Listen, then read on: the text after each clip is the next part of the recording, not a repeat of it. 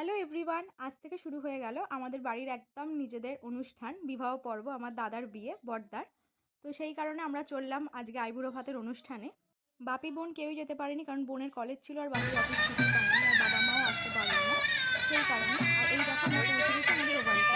এটা একটা দারুণ গেট করেছে কুলো দিয়ে সাজিয়ে, খুব সুন্দর।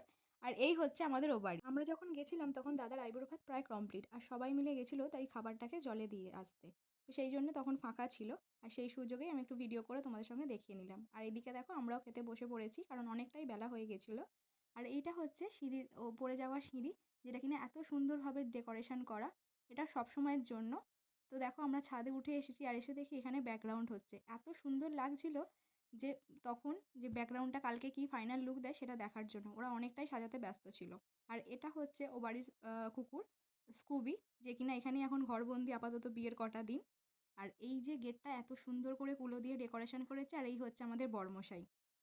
বিবাহ পর্ব যখন বাড়িতে শুরু হয়ে গেছে, তার প্রত্যেকটা রিচুয়ালস তোমাদের সঙ্গে শেয়ার করে নেবো অবশ্যই। তার জন্য কিন্তু অবশ্যই সুহাস মিনি ওয়ার্ল্ড চ্যানেলটা সাবস্ক্রাইব করে রাখতে হবে। তাহলে দেখা হচ্ছে তোমাদের সঙ্গে আবার বিয়ের কোনো নতুন একটা ব্লগে। ততক্ষণ ভালো থেকো, সুস্থ থেকো আর সাবধানে থেকো। টাটা।